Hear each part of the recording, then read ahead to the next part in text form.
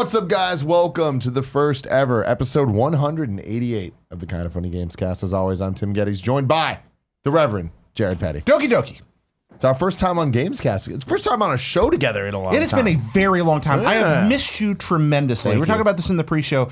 It just doesn't feel right. I'm stealing this from somebody else, but it kind of felt like Ed McMahon hosting the Tonight Show. Like I don't belong in that chair.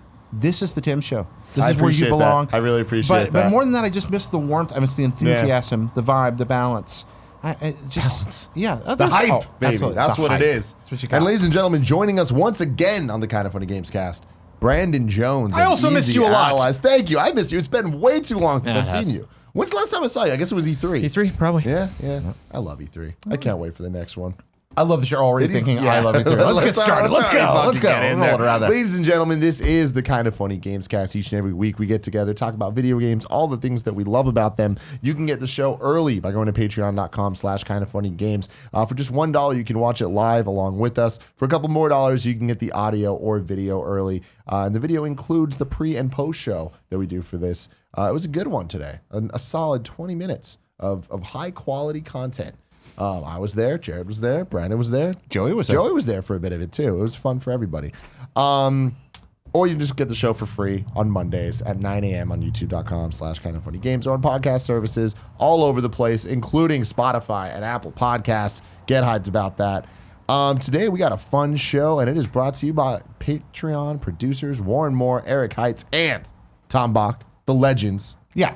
The legends. Kevin, do I need to do some shout outs or something? It wasn't on the calendar, but No, if it's okay. not on the calendar, it's Cool. on there. Tom Bach showing up, supporting us at PAX. Fantastic dude. Love He that is guy. amazing. Best. Yeah, he's great. How was your PAX? My PAX was great. It was wonderful. The panels went wonderful. The Superman panel was a lot of fun. It was completely devoured by the Twitch stream, but the backup copy exists, and I'm patching it together from 3 different pieces of footage less audio. Yeah. I got a middle section, the one where Greg talks, where all I have is audio. So I really want somebody to animate it. I'm hoping to get somebody to animate it, and then finally patch that whole thing together. Cool. The Red Dead panel was a ball. Red Dead Live with the What's Good Games folks. Awesome. And John Ryan had a great time there. Of course, at the tournament, got my butt kicked. Yeah. That was delightful. It was my first PAX West.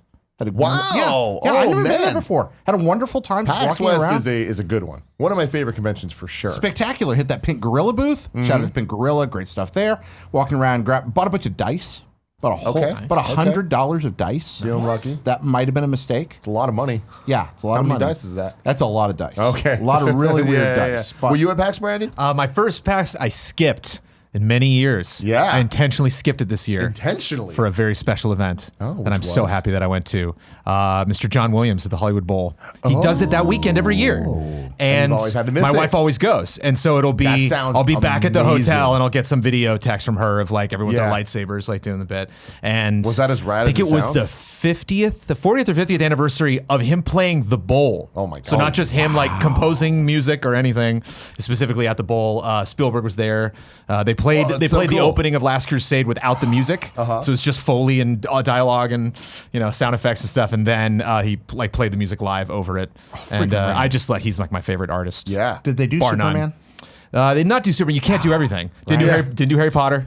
Didn't do Jurassic Oh my God, Park. wow. Didn't do No Jurassic Park. Jurassic That's Park. surprising. And he'll play some stuff he didn't write, just stuff inspirations and stuff. Really? He played Psycho one year that I went, and like everyone cracked up when it got to like the shower scene, and he finished and turned around and he was like, "That's hilarious, isn't it?" He's like, "I never really thought about that. Yeah. How funny that is when you're in a social setting like this." Oh man, that's so cool.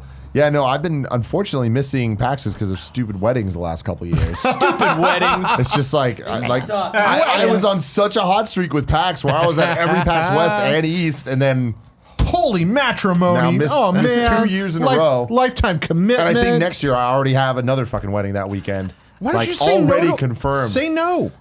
Go to PAX. Jared, I wish that's how life worked. You know what I mean? All these stupid friends and their stupid wives. I have absolutely just not gone to weddings. There Yeah. are times you just don't go to a wedding. The problem is that it's the cycle where it's like I'm that age and G is a year younger than me. So now she's the age. So it's like we're just getting through all my friends. Now next year's all her shitty friends. I hate all this shit, man. Stop. Love needs to stop, Yeah, everybody. If somebody's getting remarried, you got to draw the line there. Too. Yeah. No way. Absolutely.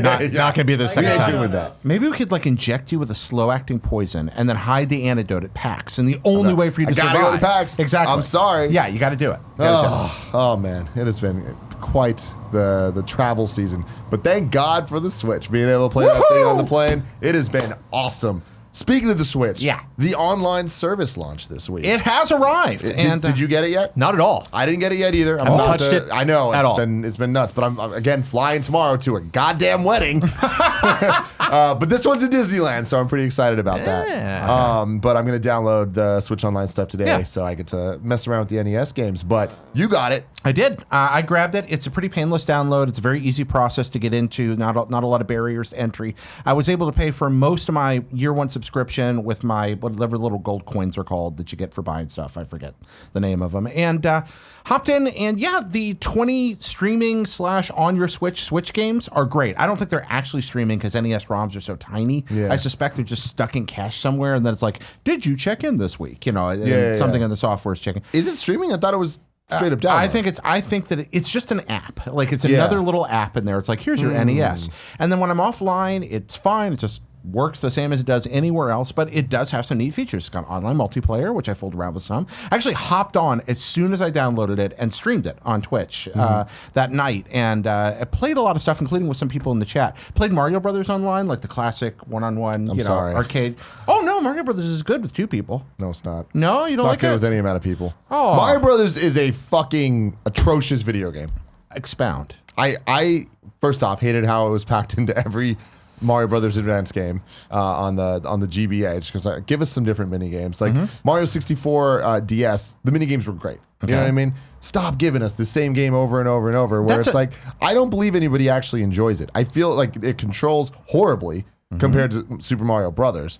Like It controls the key to differently. Mario is that it feels good to It's play. slippery. Mario Brothers is so slippery. It's like playing Luigi in a Mario Brothers game if he had oil on his feet. But it's so a bad. very deliberate slipperiness. It's the same way that like you play old survival horror games. We were talking about Resident Evil earlier. Yeah. And if you don't have tank controls, they're not scary anymore unless you completely rebuild the game from the ground up. In the same way, Mario Brothers is not fun if you have precise control. With What it take. unprecise control, it's not fun either. Especially this is the inspiration for Super Mario Brothers Wii and Super Mario's Wii U. The whole like cooperative, competitive. I'm I down am just for a it. fan of games where you can be a complete jerk to the person you're playing with. You could be a jerk in some of those multiplayer ones. What's the one where like they actually account for you in physical space? So if you jump and a friend jumps at the same time and you bop their head, you'll like knock them down. New Super Mario Brothers. Yeah. Yes. Yeah, you get a lot of. Yeah. Well, this one. That's where this is where they get that idea. It's the same. Yeah. Hey, you've played Mario Brothers, right? Yeah, of course. Okay. Do you like it? Have not played it in a long time. So it's. I can visualize it. That's about it. I don't get any like. I'm gonna make contact I'm gonna make memories. this argument. It's slippery, but it's consistent. It's precise. It's not like you do the same thing twice and it feels kludgy or anything like that. It's just a matter of getting a feel for the controls. Once you understand how far you can move before jumping and how to turn in midair, it's great. You're fine. It just takes a little while to get that down. And I'd argue that those remake minigame pack-ins that you were talking about actually refine the controls quite a They bit. did. It feels And better. it was definitely a lot better. I just feel like the game is, when compared to either Super Mario Brothers, obviously is worse, and also compared to Donkey Kong, it's worse. I feel like Donkey Kong is an example of challenges and the controls working against you, but in a way that feels like it's meant to feel that way in the video game. Whereas the example you brought up about Resident Evil and it not being scary if there's not tank controls, with Mario, there's not fear, there's not scariness, there's not any of that. It's literally just about the gameplay. And I just feel like the gameplay is backwards. It's a game about looking a second ahead. It's not a game about reacting the way that Super Mario Brothers is. It's a game about knowing that crab is there, and that means that in about 1.5 seconds he'll be here, so it's time for me to move and jump. Yeah. It's like playing Dark Souls. It's about looking ahead. The original Dark Mario Souls. Brothers, the Dark Souls. Yeah, exactly. But I think it's like Monster Hunter, same way. It's about looking ahead, figuring out exactly what time commitment you can get into. But let's not dwell too much on Mario Brothers. I like the service. I don't know if it's worth what I'm paying for it. $20 a year is $20 a year. is really not too bad. But right now, what I'm really getting for it is the ability to play a few good NES games that I've mostly been able to play other places, and trading that For off $5 each. yeah, but I probably would only have bought 6 or 7 of these. Well, no, I'd probably bought 14 to 15. That's what I'm saying. Like, no, but you only need to buy 4 of it for it to be the price of a year. Again, I'm not going to go off on a rant here. Ultimately, the ability to play ice hockey online with another person is worth $20 a year to me. Right there, that's it. Because ice hockey is the best NES hockey game, except for Kunio hockey, but that's a whole other argument. Anyway, there's a lot of good games on this thing. Have y'all seen the lineup? So yeah, saw the lineup. I saw a video today. Like, I'm so excited to get it. I've just been busy doing stuff, but I saw a video of the interface, and it's beautiful. I love the look that it has. With some people say the box art. art's too big, but I don't know. I just love looking at that library that way. I love that, and like the organization eventually might get a little cumbersome, but I'm sure they'll come up with folders or some system. They're only adding 3 games a month at this point, so that means this time next year there's still only about 50 games. Yeah, I think they'll give bigger batches. Eventually. I hope, because that's one of my complaints. If I'm sitting popping to $20 a year, and I think about, Virtual Console when it launched gave me 5-6 new games a week for $5 a piece. But this one gives me 3 new games a month. And I'm just like, and I understand their pricing model, but it's not. They can do better. They have done better. If I had to choose between this and Virtual Console all the way. Oh, I don't know, man. Absolutely. Now, maybe what this is in 5 years, but what they've shown me so far is okay. But now they do choose some good games. I love how snappy it looks. I love that it's an app, that all the games are in one place. And I believe that they're going to add stuff at a more substantial rate than we're seeing currently for the rest of this year. Why do you believe that? Just because I think that this is the gateway point to get people in. And once Smash Brothers comes out and there's like another huge boon of online play going on the Switch, because right now it's Splatoon and it's Mario Kart, but those had been free for so long that paying for it kind of feels backwards. Whereas with Smash, it'll be like from day one, that's the service. I think as that grows and as the user base grows, Nintendo's going to want to keep giving people reasons to want to stay subscribed. That makes sense. And I think that right now we're at the early points where it seems kind of dire, but I think that sooner than later it's going to be more similar to Netflix than in its current incarnation. If that's where it's headed, I'm much more in favor of it. And again, for all the griping, let's look at the good games that are there. River City Ransom, Super Mario 3, Super Mario Brothers, The Legend of Zelda. There's a lot of really... Ice hockey, I'm not joking. Ice hockey is a great game. There's a lot of really good stuff in this pack. There's also some crap. Soccer's there. Yoshi's there. Who cares? I've never played Yoshi. Don't. Yeah. Okay. It's one of the 2 Yoshi-themed puzzle games on NES. Neither one of them is worth your time. Did Yoshi come out after Super Mario World on the Super Nintendo? Yes, I'm almost positive it did. It's one of the really late NES games. Yoshi and Yoshi's Cookie are both very late games.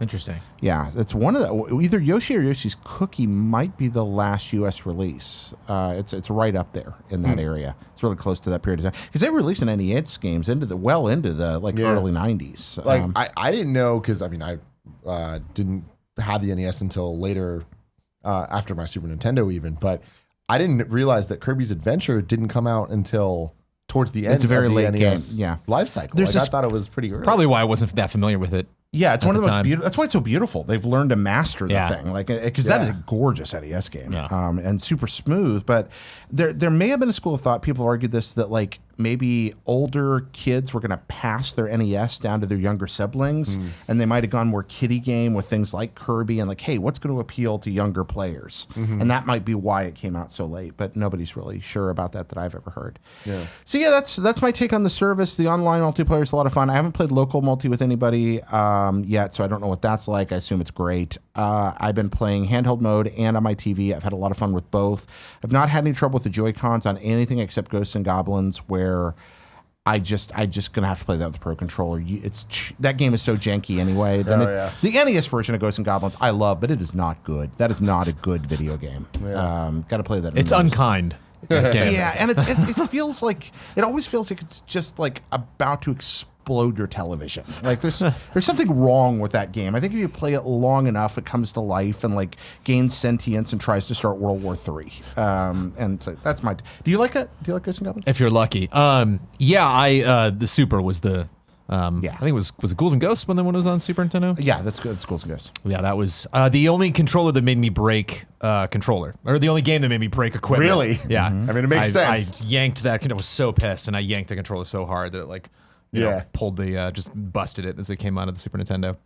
Game made me mad. Once Super Dodgeball is available to play online, my entire attitude will completely shift to pro this. I think a reason that I'm so high on it is that they are trying to make these games better by adding online features and adding, like they're making them the definitive versions of the games in a lot of ways. Yeah, I think you're taking a healthy perspective, Tim. I'm grumpy about this because I bought a Wii in 2006, and I have wanted online multiplayer for NES games for 12 years. Yeah. And now I'm finally getting it in a form that only gives it to me with a few games that I can't just grab the ones I already bought or just buy them again and have it finally. I want my service. I totally understand that. And of course, I want every Nintendo game I've ever bought to be able to be played on the Switch. Like, that makes sense. But I just feel like there is no actual way to go back and be like, well, what games did they buy on the Wii versus the Wii U versus? I think this is good if everyone gets the same things. If you subscribe, you get the games. Yeah.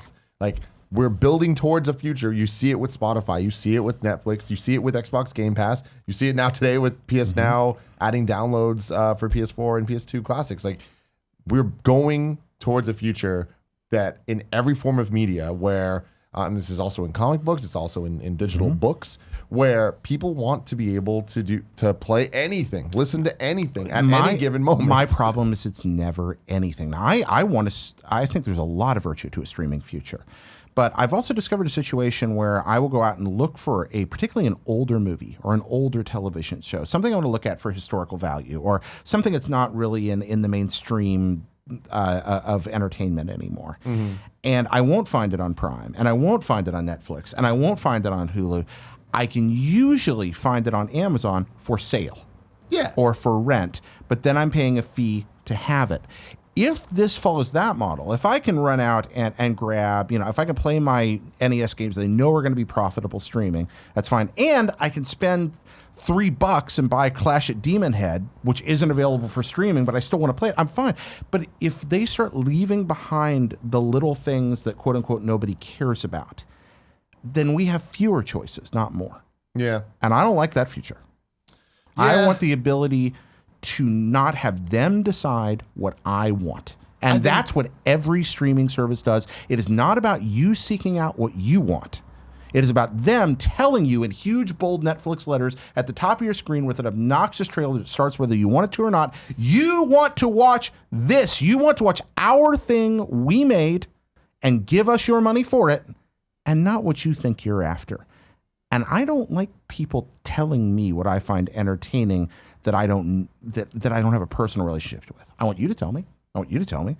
I don't want some jerk in Palo Alto running Netflix to tell me. American Vandal, really good show. Yeah. I just see it differently, where I'm like, you're making a very good point. I just think that we're at a place now where it's easier to find anything you're looking for than it ever has been. I remember 10 years ago, if I wanted to watch Batman the Animated Series, I couldn't do that. Yep. You know what I mean? Like, that show was on TV, and if you didn't watch it, like, maybe it was on DVD at some point, but you had to wait for that to happen. I had them on VHS, but we weren't friends then, so it didn't work out. Yeah, exactly. But then it's like, it's stuck on VHS physically, and it's like, do you have a VCR? Like, yeah. And I feel like now it's at a point where it's like, Batman, not only is it on Blu-ray, it's also on streaming services. And guess what? Like, even if it wasn't, there's always YouTube. There's always somewhere to find the things to be able to play. And it's like, for you, what you're talking about, it's like, should there always be a legal way to get the things that you want? Yes, there should. But we all know that there's other ways to be able to play games and consume any of these. But I don't want to live in that world. That's why not have it all? Because for a little while at the beginning of licensing and at stuff. the beginning of Xbox 360, at the beginning of Wii Virtual Console, it looked like we were going to get that for a little while. And that it didn't happen because money is terrible. Also, though, for all my griping, you're also making a spectacular point. We have so many options. And again, I bought the service because I want the service. I'm going on vacation. I'm taking my Switch up there. I'm going to play a whole lot of ice hockey up in the mountains. You're so Jared, and I love it. It's a really good game. Ice hockey. I'm going to give it a shot. I've never played it. I'm going to give it a shot this weekend. He's got little skinny guys and little fat guys, and it's a fun little hockey game. It's really good. I guess I'm just really shocked at a lot of the feedback of the pricing of this online service. The online stuff I really could care less about. To me, I see this as a $20 subscription service for the year. And honestly, it's less than $20 because we're going to get a family account for The Office, and it's $35 for 8 people, split across 8 people. Like, that's nothing. Like, Well, I think about families with kids. You know, that's the main one for me. You've got like, hey, I've been playing on this game. You know, I've been playing Mario Kart. I've been playing Splatoon. I've been, you know, and then suddenly I'm not anymore. And $20, we talk about $20 like it's nothing. I used to live in Indiana. I used to live in North Carolina, where people are making real American national minimum wage, and $20 is sometimes the difference between keeping the lights on at the end of the week or not. it's a year. It's $20 a year. Like, and I understand that, but you don't need it. Like, that's the thing is, like, $20 at this point gets you 20 NES games. Yeah. Some of the best games of all time, and some of the not so best games of all time. But then there's only going to be more. At this point, it is $1 a game. Next month, it's going to be less than $1 a game. Yeah. And these are the same games that I have bought on the Wii, on the Wii U, on the Game Boy Advance when they released them physically for $20 a piece. Oh, I've probably spent $1,000 on Virtual Console in my life. I think that, like, I am shocked that Nintendo is giving us Mario Brothers 1, Mario Brothers 3, Zelda for $20 a year. It's a good start. It is, and I do bet that they're going to it's add. an okay start if it goes in the direction we hope it will. A year from now, you may find me much more on this thing, but I want to see it first. I want it in my hands. Cautiously optimistic. Brandon, what about you? I mean, where do you fall in this whole thing? It's funny that you brought up, you're like, I have very specific wants. I have a movie in mind and I want to go see it. I'm the total opposite with streaming services where I'm just like, all right, Prime, you know, I'm What do you got for me? I'm cutting our podcast right now. Entertain me with something in the background. And it's just Yeah. like, okay, some weird movie. Sure, I'll put that on. When like Spider-Man 3 popped up on Netflix, I was like, let's do this. Let's It's time. do this. See, I'm So I sorry. kind of like that, like the overlord coming in and being like, these are your entertainment options. It's like, I'm fine. I can make do with those. So you just have a different perspective on it completely. And now. I think just at the point in my life, like which is really interesting to see once I get into this over, especially in the months ahead, how much value I get out of the game selection, because like not as focused on TV and film as I was in my youth, in my 20s, I think. I'm like pretty much mostly games now. Yeah. As far as like something that's coming out at this point, I'm going to absorb that then. But like I didn't see Solo until like 3 days ago because I was like, I'm fine. Wow. You know?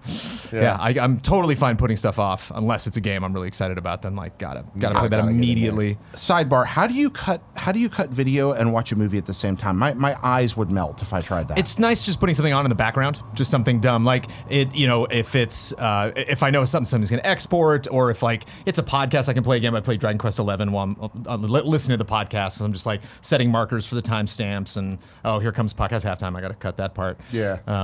But sometimes it's fun if I'm editing a long project. It's nice to put on something visually exciting, but not like something I would actually want to watch. Just some dumb movie. You're like the bionic Like Matthew woman. Broderick and You're Inspector awesome. Gadget. Put that on in the background. Sure, let's do it. Hell yeah, dude. Man, I saw that in theaters, and I was jazzed. Moving on from Nintendo Switch Online, Capcom Brawler Collection. This is a Jared Petty game. Oh, have you been playing this too? We streamed it. That was our group stream game okay. this week. Yeah. All right, why don't you jump in on this then? Oh, this is great. It's so great to play these types of games, to just devour them super fast. And I love how different all of them are. They're in the same genre, but they're just like the styles wildly different. Some are like very sci-fi, some are very anime, some are very like, you know, fantasy based. And just a sense of power playing something that you know is in the arcades, and every single time that continue comes up, you're like free, like every time. Yeah. And I loved that it got announced, it was released like right away. Yeah, that's really cool. I didn't know it was out. We played it on PS4, but I think this is just a dynamite pickup on the Switch. Yeah. If you're into that genre, because there's got to be a game in there you've never heard of. Are you playing on Switch? I'm playing on Switch right now, yeah, and I've really enjoyed it. These are games that I have a lot of affinity for, several of them anyway, and I like the fact that you can just be like, hey, look out to the internet. Do I want to play a specific game? Or I can just look and see if anybody's playing any brawler right now.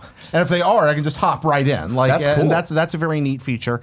I love, of all of these, Captain Commando sold me immediately. I love Captain Commando. I beat it as a kid. It used to be in a like a university lobby in my hometown, and some friends of mine and I was a 3-player brawler, and we just pumped quarters in one night and blazed our way through it. This is a game where one of your heroes is a baby driving a mech suit. Another one is like a mummy ninja. I mean, it's Mummy Ninja sounds cool. yeah, it's a great game. Captain Commando is a really iconic, awesome brawler with weird, wild art, and it's just like it's just like Final Fight, but better. because it's weird. Yeah. And that's really all there is to it. But I think I'll play all of these games online every few months. You know, I'll just I'll pop on, I'll find some friends, or I'll have friends over, play through it all for an hour and not touch that game for months and months. Yep. And then maybe a year from now I'll be like, I think I'd like to play Captain Commando again. And for that price for that pack, I think that's a really good deal. Now I have had some trouble with online. I've had some lag issues on Wi-Fi with my Switch. I don't know if that was just an isolated incident with somebody on the other end. How was your online We experience? played on PS4. Okay. We didn't do it online. We just did Okay. that couch co-op. Yeah. And everything worked fine. But yeah, that has been an issue with brawlers in other collections in the past. Okay. I can't speak. Again, I don't want to smear the game at all because that's a very anecdotal local experience. I don't think I have a broad enough body of work to say if that's a common thing. So I wondered if you had played online at all. Had not. Okay. Yeah, one game you can punch off people's torsos, it's these types of games that have those fun surprises. Yeah. And it's just like you can strategize and you can okay, I'm going to see if I can beat this boss without dying, or you can just completely turn your brain off and just continue, keep going. continue. Yeah. Yeah, either way. And Knights of the Round is there. It's great things for a party if you're having friends over. Just pop in and do one of these. There's a ton of games in this. Yeah, there's 7 of them. And again, Knights of the Round is fun. Oh, geez, what's the one Are with they the dragon different enough called? from each other, or are they all kind of just the same thing? They're reskinned? different. No, they're very different. Yeah, Yeah. they're different. Yeah, they feel different. They look different. I mean, they're still about walking, punching, and doing a special move that costs you a little life. Yeah. But they all have a different vibe. One of them, I forget the name of it, almost feels like if Magic Sword and Golden Axe had a baby. Yeah. Oh, what's that one called? That was the first Dragon something, but I Yeah, can't remember. I've played this one before. And King of Dragons, I King of think. Dragons, in arcades. And classic. I'm a cleric. Feels Always good. a cleric. Oh, okay, yeah. What about you? Well, the cleric was ranged. I didn't play that. I just watched Okay. 3 of the other guys play it. But yeah, the cleric's great because he doesn't start out that powerful, but then his spells get more distance. Oh, that's Yeah, cool. and yeah. distance is a good thing to have. Yeah. Ranged is By fun. the way, just a sidebar here too. As much fun as this is, and I do recommend this if you have friends to play it with, because you're not going to have a lot of fun with this single player. But if you got buddies, or maybe you would, I don't maybe disagree. I don't Not for know. very long. I did co-op is the way to win. Yeah, of co-op's the course. way to play. But D&D Shadow of Mysteria is available on some services right now. I have mine on Steam, but it's other platforms too. That is the ultimate co-op brawler. It is that or Scott Pilgrim. I'm not sure which.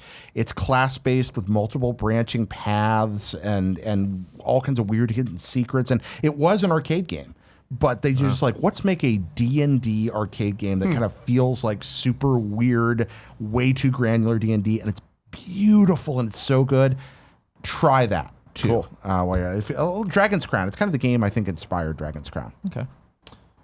Brandon, Yes. you were playing a game called Castle Storm. Yeah. I'm unfamiliar with this. Well, you described, Joe, when you said this is a game that I can potentially play with friends and then forget about, and then 8 months later be cycling through my Switch. Oh, there it is. And that's like Castle Storm for me. I played on the 360. I'm a big fan of tower defense, and it's a game that borrows a lot of different styles from other games, but kind of crams them all together. So you are on one side of the screen, you have a giant castle. You can send troops out, and the point is either different missions have different very jokey, writing, jokey art style, kind of over the top, fantasy humor. But the point is either to destroy the castle on the other side or to grab their flag and take it back to your base. And you have projectiles, spells, or your troops. And they're totally different buttons. So when you go to hit a button, it'll swap to that menu, and then you select the things on the menu with the shoulder buttons. So if I'm I need to send some warriors out, I can just be why, send some warriors out. And then they'll just start walking along the path towards the castle. And then if I want to go back to the projectiles, then I can shoot some javelins over their heads to take out some guys. that's But there's cool. friendly fire, so I gotta watch not to hit them. And if you up the difficulty, it takes away to be able to see the arc of stuff that you're shooting. And then there's spells where you can buff a troop, or the first spell that you learn is the hero of the game, the knight guy. You can physically zoom into the bridge and pop onto there and manually go around and fight dudes. And I just love tower defense, so it was just right up my alley when I played on 360. And I saw it was on Switch, a couple bucks. I was sure, I'll give me another reason to play through that game. Cool. Did you ever play Archon? No. Okay, I think this sounds a lot like if Archon were a tower defense game. Okay. It seems like a lot of fun. Okay, I was just wondering. That was a Useless comment if you haven't played Archon. So let's move on. But there's missions are totally linear. Each mission takes like 3 minutes to finish, and so it's just a great game. So I love having it on Switch. It's just a great game that like you don't need to remember where you were at. You can go back and replay levels. You get money from beating every level, and so you can then like level up any of the troops that you want, any of the projectiles or spells and stuff. Have you guys played Kingdom Rush? Oh yeah, the mobile game. Yeah. Is it anything like that? No, because this is specifically like a fighting game. Like it's like castle here, and everyone's going sideways back and forth. Okay, cool. Whereas Kingdom Rush is more. I love Kingdom Rush. Kingdom Rush is really great. So addicted to it. Origins is great too. They made at least 2 sequels, I think. Huh, I don't think I got into those. Yeah, really fun. Again, fun fantasy parody. Yeah, they make fun of Lord of the Rings. Yeah. All sorts of other stuff. The only game I've been playing a lot of, especially on my flights to London, was again The Messenger. Have you been playing The Messenger? I have not touched The Messenger, but yeah. You got it, man. If you're a fan of 2D platformers, Messenger and Dead Cells are 2 games that are just like whenever you're ready. Oh man, and Dead Cells is so good, but so frustrating. But Messenger, man, what a damn game. The more I play it, the more I'm just in love with it, and like the higher it's going up my game of the year list. Like it really. We talked about it on a couple shows ago, but like it reminds me so much of Shovel Knight. Mm-hmm. Where it's like this game is not just Ninja Gaiden. This game is its own thing, and it just keeps surprising me. Like I finally got to the big twist part, and I love that there's story reasons for why things are happening, and it reminds me of Celeste in that way, where it's like we're finally at a point where 2D platformers can be more than just go to the right and jump over things and it does such a good job of fooling you into thinking that's what it is when you start. But this game turns off it so simple. This game turns it up to 11. It really does. It's extraordinary storytelling. What a year! What a damn year! Man. It's so cool, and I love The Messenger. To me, it's not like crazy difficult, but some of the boss fights give me just enough trouble. Like I died just the right amount of times where it's not horribly frustrating. It's like when I overcome it, I'm like, I learned the pattern. I did this right. And it's just, I love that somehow video games have matured over the last couple decades where back in the day, you're facing a boss and it's just learn the pattern or else you're going to fucking die. But now I just feel like when they're aware of how people play games. Yeah. So it's like, it's not just figuring out a pattern. It's like figuring out a pattern and them kind of being 3 steps ahead of you of how you're thinking about tackling that issue. And I just feel like it's just more fun than it used to be. Did you ever play Mega Man 9? I did not. I think The Messenger steals a piece of design philosophy from that you're describing right now. Mega Man 9 is really based on Mega Man 2. You know, it was made like decades later, but it looks a lot like it, but it's also in design inspired by it. You remember the parts in Mega Man 2 where you'd hop from the little disappearing blocks. You'd ba-doom, ba-doom, ba-doom. Mega Man 9 has those too, but as somebody pointed out to me once, I don't remember who, it might have been Jeremy, when you're jumping on those blocks in Mega Man 9 from place to place, the designers know that you know how Mega Man blocks work. You've learned over the years. And so they work just the same way in terms of the mechanic, but when you hop on them, they subvert the expectation and appear at precisely the spot you think they wouldn't. And the designer has messed with you. And it's very clear the designer has messed with you. And they're like, you know how games work. You know how to get ahead of the... Oh, nope. And The Messenger is like that over and over and really over is. again. And not just in gameplay. I mean, I feel like it nails it in gameplay. Like I say from a gameplay perspective, this game is a 10 out of 10. Like it is just pure and amazing. But when you add on just the aesthetic and you add the dialogue and just the lore of what's going on. And the humor. The story, all this stuff. Really funny. This game is obviously made by people that love video games and that know video games. And it's not just a retro throwback. It's like this is a modern game that is really just given a lot of shout outs to some of the best games of all time. And it's a special, special game. It's almost an act of art critique itself. Like totally. It really is. And it took me forever to figure out what the jumping mechanic reminded me of. And then I was working on a blurb for IGN the other day. It reminds me of Klonoa. I couldn't place it. But the bit about grabbing something and using that to boost the jump is a lot like using the lamp system. And I was like, oh my gosh, this feels like Klonoa. It took me forever to figure out what it reminded me of. Weeks, but I finally nailed it. Actually, that was just last night. I was like, oh wait, that's what this is. It's Klonoa. But video games are cool, man. Yeah. Video games are cool. Ladies and gentlemen, this episode of Kind of Funny Gamescast is brought to you by DC Universe, the ultimate DC membership created just for DC fans. You know, it's the only place that you can watch original DC series like the all-new live-action Titans, which is premiering in fall 2018, Young Justice, Outsiders, Doom Patrol, Swamp Thing, Stargirl, Harley Quinn. They're all coming in 2019. That's a lot of shows to watch.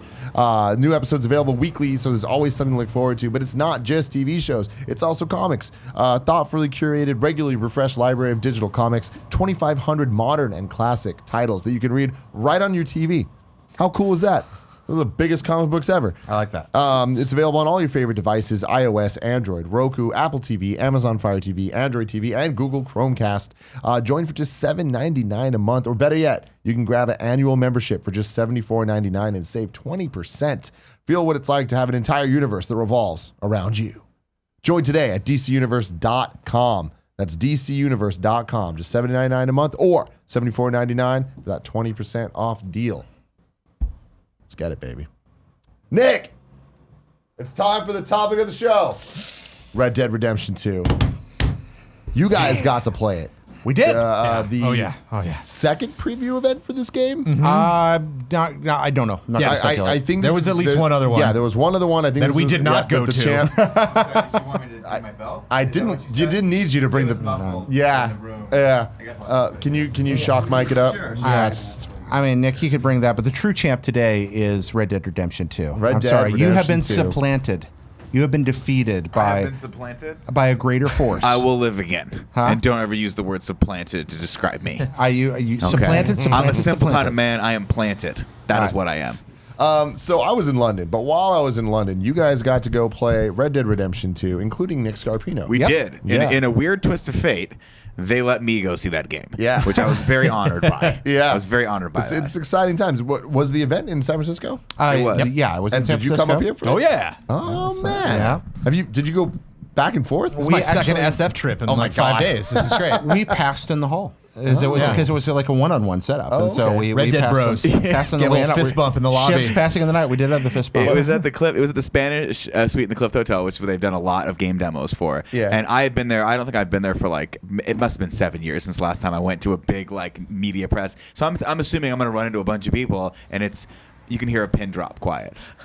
And I text the person who set it up, and I was like, "Hey, I think I'm in the right place because there's craft service and stuff, but I don't want to be if I'm in the wrong place, let me know because I'll come." And he's like, "Oh no, I'll be right out." Opens the door. It's me. It's him and another dev. That's it. And I was like, let me stop you. I am not worth your time. This is not. If there was someone better, no. I was like, am I the only one? I'm like, am I the only one here? And they're like, yeah, it's just for you. And I'm like, and in the back of my mind, I'm thinking, oh my gosh, what did I do? But these so poor souls funny. are just. But it's such a great marketing decision on their part because this is a game that is not going to be the same if you're at a big crowded room full of people. This is not a game that you want to share with others while you're playing. It's a game you want to share with others after you play. Like most of Rockstar's best games, this is a game about water cooler talk. This is a game about telling your story and listening to other people's stories. But that's not what happens while you're there in the stream. That's what happens when you finish and you discover that you were both walking around the same world at the same power level and therefore should have had very similar experiences, but you never do. You have your experience, and that's why setting it up that way I think was such a great decision. And good Lord, did it work? Am I ever sold on a video game? I have never enjoyed a demo more than this one. Wow. Never. Wow. Brandon, what's your top level takeaway? I'm super excited. It was a little stressful when they demoed the game and then handed me off the controller and they're just like, okay, now go. And I'm like, no, with you looking at me, I'm going to be terrible at this. And it was fascinating with an open world game like this where, they wanted to steer the demo eventually back to the camp and then you get a mission that wrapped up our time with it. But for a good half an hour, they were just like, go around and do whatever. And it was fun. I'm like, I want to hunt. I want to go get a deer. I want to check out this bow and arrow. And I love that it's not the type of game where they're like, oh, you go here, there's deer there. They're like, there might be. We don't know. We can kind of steer you, but we don't know how this world's going to react to what you're doing. And so they were kind of surprised. It was fun to see them demo stuff. And then, oh, wait, whoops. This, I didn't know that character was going to do something or this person reacted or you just can't count. We were playing and I came across a rotting deer carcass that was like an animal kill out in the distance. And I walk up to it and near the carcass, there's nothing to salvage from it, but there's like something else in the grass out in this open area. So I walk over and it's a dead possum. laying over by the deer. So I reached Stories being told here. They fought each other. I reached down to pick it up, and the possum jumps up, hisses at me, Playing and runs off possum. of the wood because he was playing possum. And both like the people from Rockstar with me just start laughing. Like, we have never seen that. Like, I was riding my horse when they first handed the controllers to me, and I looked over and we saw a snake. And I was like, "Oh, cool, go." And they were like, "Be careful." And I didn't know why, but as I got over there, my horse started freaking out because the horse saw the snake and was like, started running the other way. And I had to like pat it and calm it down. It was pretty fun. that's awesome. Yeah, it was pretty cool. So, Nick, what was your takeaway from it? I mean, that was so obviously they played through the first one of the missions, and we watched them play like the first 30 minutes, and then they handed the controllers over. I was like, I really enjoyed watching them play, not expecting that they were actually going to give me the controller, largely because the game is just stunning. It's beautiful looking, and it was running at 4K what I saw on a PS4 Pro, and that was. You start. I assume you guys saw the same thing I saw. You start in the snow after you had sort of been on the run for a while. You're getting about on the run because they had a bad encounter in the last town they were in. They were hiding out, and then as you go down the hill, one of the things that it's interesting was that I didn't really recognize that you were going down an elevation because it was so seamlessly done from snow coming down to little patches of snow and then little puddles of water that were left over from from a rainfall the night prior, and then all of a sudden you're just in the dry land and you're waiting for this train, and it seems like this is going to be a world that you just live in for a very long time, And I think that's kind of the goal. I think the goal is not necessarily to tell us a story. It's more of telling us a story, but also letting you live in this character's skin for you just live this person's life. And it's I think they effectively have achieved that. Yeah, they created a place to inhabit. They created a place to experiment and play, but that has a gravity and realism that other digital playgrounds you've encountered in open worlds don't really have.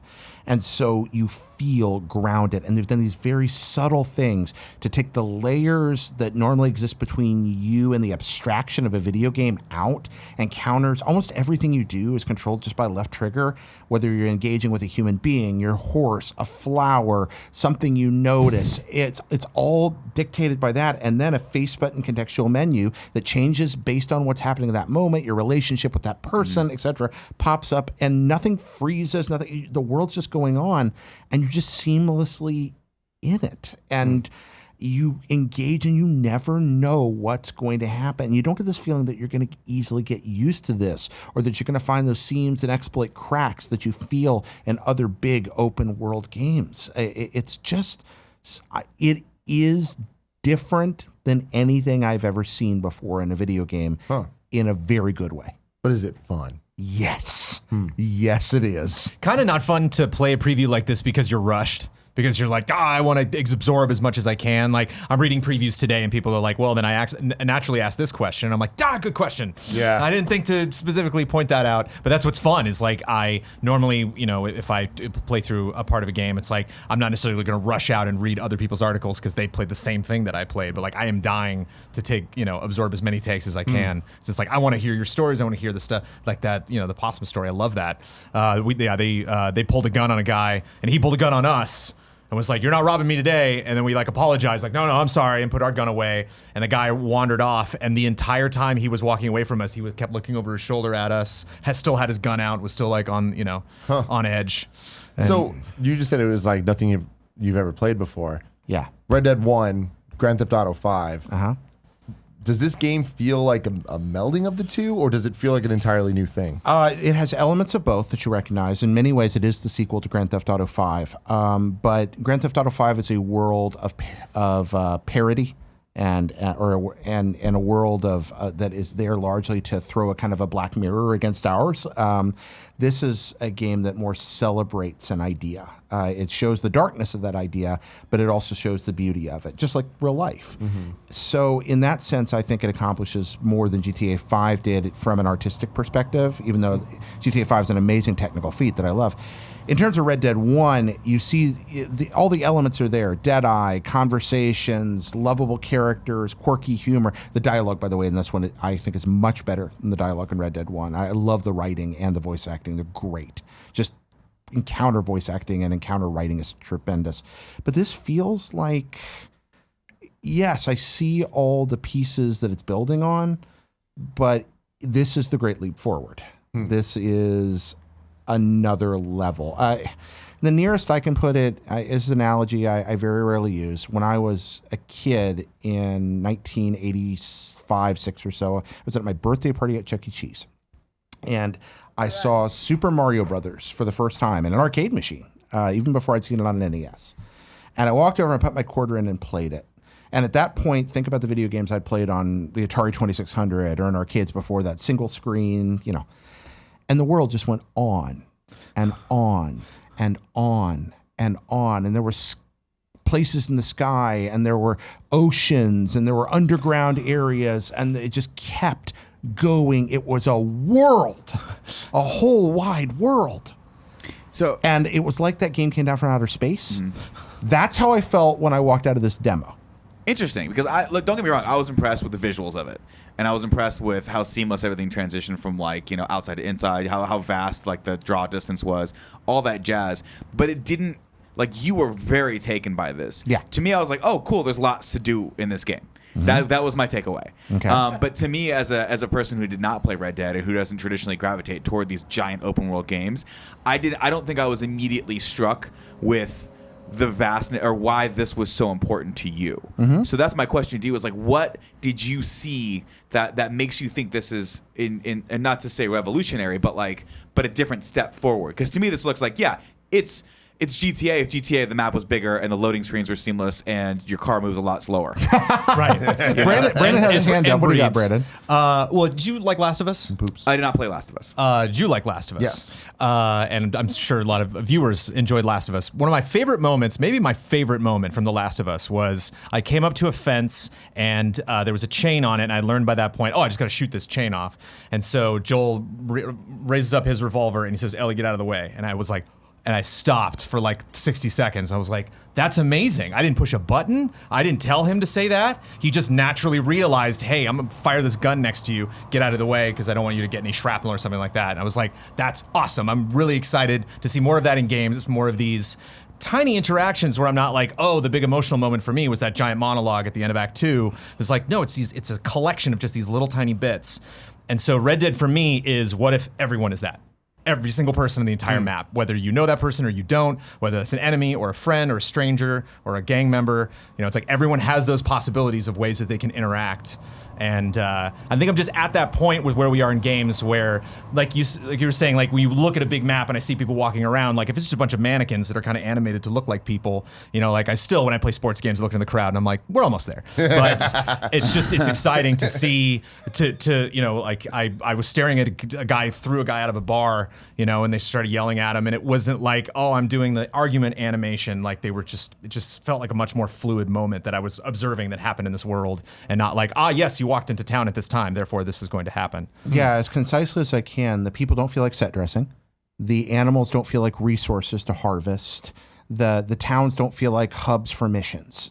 And it's not just about the fidelity of the visuals. It's not just about the sharpness of that, although it does help a lot that it's beautiful. It's beautiful. It's about things like the ability to change a camera angle dynamically while I'm traveling without it screwing up my control, and that camera angle change not being about, oh, now I'm looking from a little distance, but suddenly it's a cinematic movie shot and the dialogue and the music don't change and I'm just talking and it's like I'm watching a movie cutscene, but I'm controlling it, but not in a crappy QTE way. And then cutting again, and now I'm close up and the light's different in a valley and it's completely different close up there, and then onto a third, and then back to the traditional control, and none of it feels any different. So that's one. Another, the fact that the ways I would interact with this world aren't a matter of a particularly menu-driven exclamation point over the head approach. Even finding encounters is based on, oh, here's a fog on the map.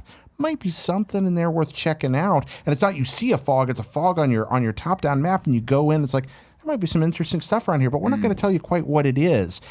I'm walking past a guy on the street, and I just start talking to him, and because of the time of day, where he's been, and the fact that he knows a little about me, his greeting goes one way, then I respond one way, then he goes down another tree, then I go down another, but we're not stopping playing. It's not like, hello, citizen, at all. We're just walking along in the early morning dawn, and it's drowsy, and it's wet, and everything I could see in the game, from that left trigger interface to the interaction system with human beings, to going and buying guns in the store and discovering it was a shooter's Bible catalog that I could just read pages of extemporaneous text on if I wanted to the fact that if I get a haircut, I can only get it cut down because my beard doesn't grow out. I have to wait time for that. I can't just get a big beard. I have to wait for it to grow. How was your beard in the game? I made you. Oh, it was me? Yeah, I tried to make me, then he turned around. I was like, it looks like Tim. So long Jaren ran over. Every step of the game seems to be calculated to take those layers of video game out from between me and the world and make everybody feel like they're real. I wonder how I will react to this. And traditionally, I'm the least gamer in this. I played it. I'm like, this is really fun. All the mechanics are great. I want to play around in this world. My big question is always the same question when I start these games that seem to take away less direction from you. How long until I get lost and go, I think I'm losing the story in this. I have nothing to hold on to. Because all the things that you guys are describing as as benefits and merits of this game, while I can absolutely see that they are also the things in these games that tend to get me to lose. I lose a little attention span when it comes to this stuff. Like, I don't necessarily love hunting, so making the hunting mechanic a little bit more organic, I'm like, no, tell me where the bears are so I can go fucking hunt the bears. Like, I don't want to have to happenstance and happen by this stuff. Yeah. I mean, again, saying that these are minor criticisms based on person that this is not. I looked at this game and I'm like, I want to play this game. I do, because it's based on how it looks, how it plays, the story elements that I saw. But I could definitely see hours and hours of wandering and exploring that after a certain point, it might tucker me out a little bit. I wonder about that. They made the point that the storytelling is not strictly linear, and so that line between main quest and side quest is kind of blur. There's things that just advance the story, and I wonder if that wandering will feel as listless in a world that's designed with that design principle in mind. If maybe you won't be able to help but stumble on to what you need to stumble on. I think that's the goal, right? And that's the thing is, again, I'm basing this off of being able to wander on toward a town for approximately 5 minutes. I didn't get a lot of exploring. I think I came across a group of either bucks or deers or something, I can't remember, and I took my bow out, nailed them with one shot. Very much impressed the 2 PR people that were with me, or the devs rather, and then took it back to camp and did all that stuff. It was fun, but again, I'd have to sit in there and play around for a couple hours to tell you if this next design evolution is that big of a jump. I'm curious to see how much it evolves to playstyle, because even going back to Final Fantasy II, the way they try to set up the leveling system was if I use this weapon more, I'll level up that weapon, and then because the game's like, oh, you want to do that, then you go do that more.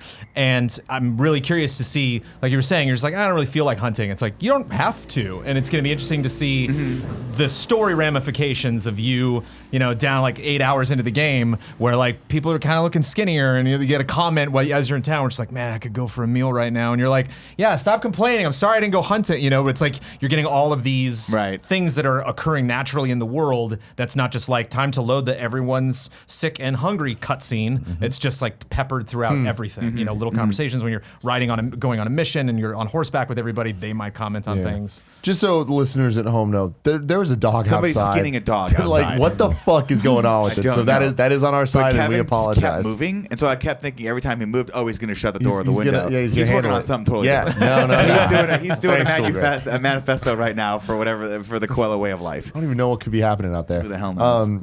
I'm really interested with this because I'm with Nick. This is not my type of game. I enjoyed Red Dead 1 quite a bit, but it was more for the story elements, not so much for the gameplay side of it. When it comes down to it, I'd rather play a GTA game than one of these, but it does look gorgeous to the point that I'm like, I'm interested in giving it a shot. Don't let the gorgeous fool you. The gorgeous is the hook, but the fidelity extends beyond the visual gorgeous. Everything feels crafted and consistent. It's like we were talking about The Messenger earlier, right? And the game reflects the theme, reflects the game. Like Celeste, this is a game about overcoming something and climbing a mountain that's also super hard and literally lives out that metaphor. I got that same sense when I looked at the snow melt coming down a mountain, glistening off a rock, looking like something out of where I grew up in North Carolina, and realized that somebody drew and crafted that tiny little spot just so I'd see it so beautifully like that. I got that same feeling when I talked to a person, when I wandered into a clearing and saw something that was a little hidden away, when I looked out over a mountaintop, or when I looked in a book, or when I looked in my arsenal, everything feels crafted. It's a universe where you almost can't help but believe in a god. Like they are the gods of creation, and they have made you a world. It's very early to say this, but based on what you've seen and played, do you think that this has a chance of dethroning God of War? Okay, in the Game of the Year conversations. So previews are a tenuous beast, but I just said to you that this is the best preview I ever played. This made Jared re-believe in God. So I can just picture you looking over your shoulder at the preview, and he's in the back there. But no, to be honest with J-Rod. you, that there's no way that unless there's just no reason to believe that the rest of the game doesn't feel like what I just experienced because their track record. Yeah, they know what they're doing at this point. I would be very surprised if this game isn't very in the Game of the Year conversations. I think we have a lot of reason to believe that an exceptional generation-defining video game is about to descend upon us from on high. What do you think, Brendan? Yeah, I definitely think so, and especially because it's coming out like perfect Game of the Year time. Yeah. You know, like couple months before all those votes are going to go in, and I think. It's like painful to say something negative about God of War, but like a lot of us maybe did some things in a different order in that game, but generally had a lot of the same beats. There's a very specific story beat that like you would always kind of check in with other people. Wait, how far have you gotten? Did you get? Okay, you still have. All right, then we'll talk. Let me in 2 more hours. You and me need to have a conversation about this crazy moment in that game. Where with this, like the wonderful experience I had with Jared today, where it was like, what did you do? And that was a question actually I asked because I knew he played it before me. I was like, what did Jared do? Tell me. Like they're like, well, he pet a lot of dogs, and and like the differences between his play style and mine.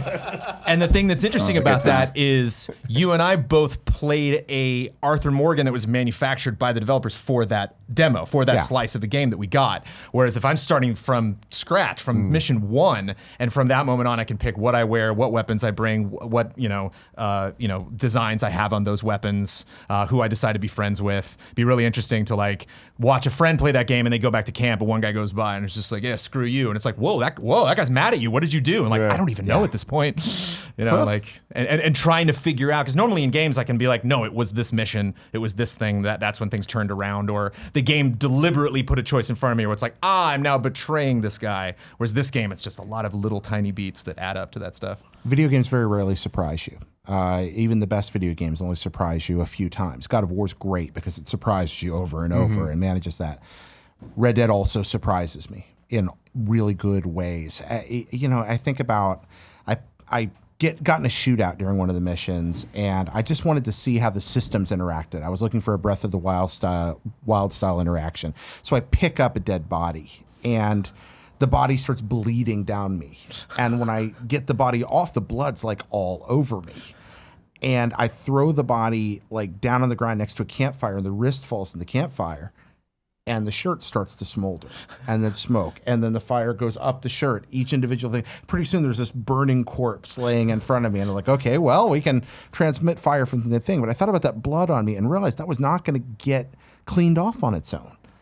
And if you don't wash it off, it's going to stay. Or if it doesn't rain, it's going to stay. And I talked to John Ryan from IGN, who also played it at one of the demos.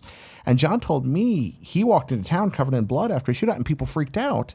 They're like, what happened? And it wasn't like, oh no, get the sheriff. It was like, what's wrong with you, man? Like, because you walked into town covered in blood. That's a surprise. And I think there's going to be thousands of those. That's rare, especially in an open system game like that. Nick, yes. Did your horse poop at any point? My horse did not poop at any point. Oh, man. But let me There's ask you this dynamic question. pooping in this If game. I told you that I went into a bar and accidentally hit the wrong control and started a 15-minute shootout that ended with me giving myself up to the cops and going to jail to pay I had to go to the post office to pay a fine, a bounty on my head. Would you believe that? Oh, yes. Yeah. Yeah, that's what 100%. happened. That's exactly what happened. I went to talk to the bartender and I ordered a beer.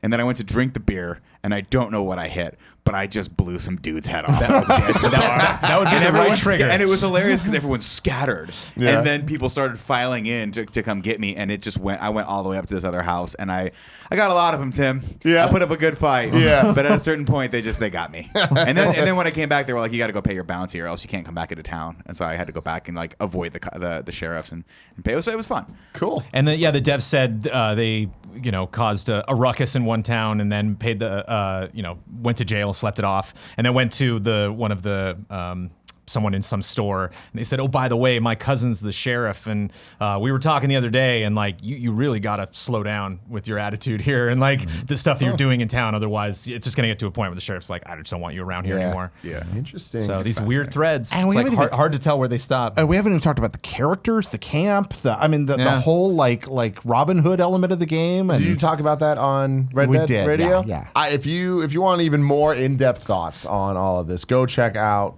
Red Dead Radio, the Red Dead Redemption podcast, which you can find on iTunes, on Android podcasts, on YouTube at youtube.com/hotblipandajump. Last week, John Ryan and I talked through playing this game for about an hour. This week, Brandon and I talked through playing this game for about an hour. That episode will be up probably I'm thinking about a day after this one goes live. Cool. And you'll be able to check that out. But yeah, if you would subscribe to that and go and download every episode and listen, I could continue to live. So please do so. Please do. That's right. Please do. Thanks, Nick. Talk about Thank you real very much for world joining us. consequences there, you know? Oh yeah, That's a decision you can make. I desperately need in the real world. these people's help if I'm going to continue doing this. So yeah, the crisis is definitely reached. It is now time for everyone's favorite game show, Mobile Game or Bullshit. It's mobile game or bullshit. It's mobile game or bullshit. Jay's gonna read some stuff and we'll figure out if it's over game or not. Guess I'll take this back because this can't be a championship bout without the champ. That's right. Yeah. And still, Nick won last week. Nick He did. Scarpino won. Actually, that was 2 weeks ago. Yeah, 2 weeks won ago. last week too, but I guess I missed that call. To Yeah? Come back and defend my title. You want to stay for this one? No, I'm good. You're right here. Come Nick. on over. All right, ladies and gentlemen, today it's mobile game or Nintendo game in honor of Switch Online and those NES games that I was griping about earlier. We're going to give you the names and descriptions of 7 games, some mobile games, some NES games. You tell me which is which. We're going straight games on games. None of this mobile games. game or German house band. None of this mobile game or Amazon porn. This time it's just mobile game or NES game. Boy, I Oh yeah, missed we all did of that that. once. Yeah, totally. What's that? I missed those, and I'm sad. Yeah. That's Oh, it. They yeah. were good ones. They were Yeah. good ones. All right, so Brandon, I think I am infamously bad at this game, just so you know. Oh, I don't just expect to be good at this I've at won all. once. Greg Miller was undefeated. He had like an 8-win streak until Nick defeated him. Nice. So we'll see how this goes. but you did win one time now. I did win once All right, so it's not against complete. Game Explains Andre Seegers. All right, so I'm going to read the game and the description, or a piece from the description. Okay. If it's there, it's from the mobile game description. Some of these are made up, some are not. All right? Got it. So all you got to do is say mobile game or Nintendo game. You want to go first, Brandon? Why not? All right. Are you keeping track? No, I'm not. That's very good. I'm How sorry, I many used to having questions Greg here to do total? it. 7. 7 today. 7. Yeah. Chill out, dude. It's we were having tie things, so I wanted to make sure I had a few more options. Number 1, Brandon. Yes. Bubble Bath Babes, the sultry text adventure returns. That's mobile. All right, mobile game. Oh, I'm gonna go Nintendo game. Nintendo game. Number 2, Battle of Olympus. Tim. Battle of Olympus, Gods, Titans, and Gorgons of Legend. I hate this game. I'm going Nintendo. Going Nintendo. What do you think? Oh, mobile for sure. Mobile game. Number 3, Infiltrator. The sun never sets on the Chinese hegemony. Or hegemony, pardon me. Gemini. Hegemony. Yeah, I think it's hegemony, I can't yeah. say it right. NES? Why not? NES. I also think NES. NES. Number 4, Shadowgun Legends. Download the best mobile FPS RPG shooting game for free now. Tim. Wait, what? Shadowgun Legends. Download the best mobile FPS RPG shooting game for free now. You fucking asshole, Jared. I hate you. Because here's the thing. That's Did he make up that description? That's the real test of this one. He did. He definitely did. Give me it again. I need it one more time. Shadowgun Legends. Download the best mobile FPS RPG shooting game for free now. It's a Nintendo game. FPS RPG. Yeah, NES. FPS RPG. Get it. All right. Number 5, The Magic of Sherazad. 1001 Arabian Nights are yours to command. Knights spelled with a K. The Magic of Sherazad. 1001 Arabian Nights are yours to command. Oh, this one's Brandon first. Not bad. Right? Yeah, Brandon first this time. Mobile. Mobile game. Yeah, mobile. Mobile game. Number 6, Gunnac. That's spelled Gun space NAC. Brought to you by the Canadian Rifle Association. Okay. No. NES game. NES game.